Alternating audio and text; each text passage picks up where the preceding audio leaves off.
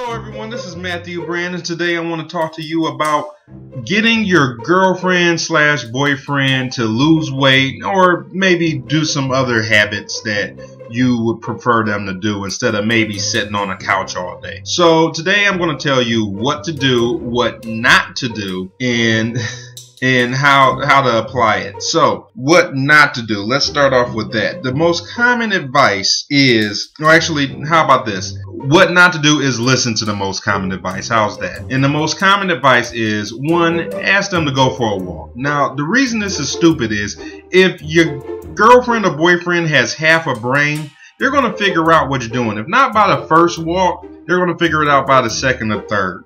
Now, like I said, half a brain takes this. It doesn't take a whole brain. So if they ain't figured it out by the third time what you're doing, and you'd have to do it often in order to make any progress, then no, they're dumb. So then you have the second most common advice, which is stupid. This advice is stupid. Don't get me wrong, but it's understandable. Both of them are.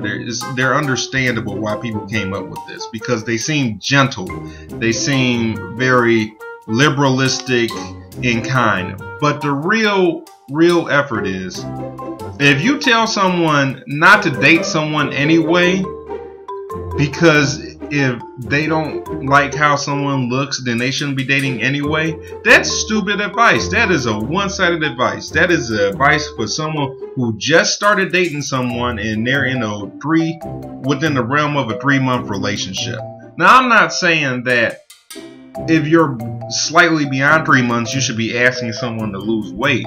I think you should spend more time with them to see if you do really like them. But if you've been together for years, if you have kids, let's say you're engaged, you might just want the person to lose some damn weight or change some of the other habits that they have. No one's perfect, and it's usually the single people giving that kind of stupid ass advice, or people who are just too privileged to really know how that feels. You know, a skinny person can't give advice on what dating a bigger person goes through if they're not doing it. So, what you can do? Well, one, you have to be willing to work out more than the other person. The reason I say work out and not necessarily diet, because even though America has poor diets, like as in what's actually in the food, we've grown to the point in 2015 where a lot of people aren't eating the level of garbage that we were eating before.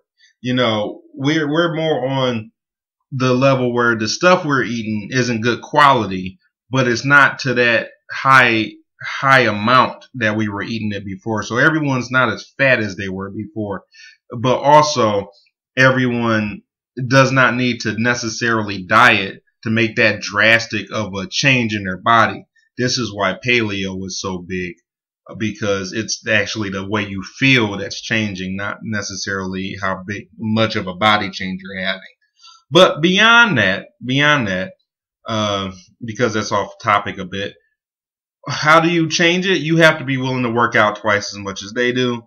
Do it for a while, and then after you've done it, you tell them, hey, it will be important to the relationship. Once again, not you, because if you have been in a relationship long enough to tell someone that you would like them to lose weight, you've got your own damn problems anyway, so that they could throw back in your face, more than likely. So now that that's said, what do? You work out twice as much as them and tell them that it will be good for the relationship.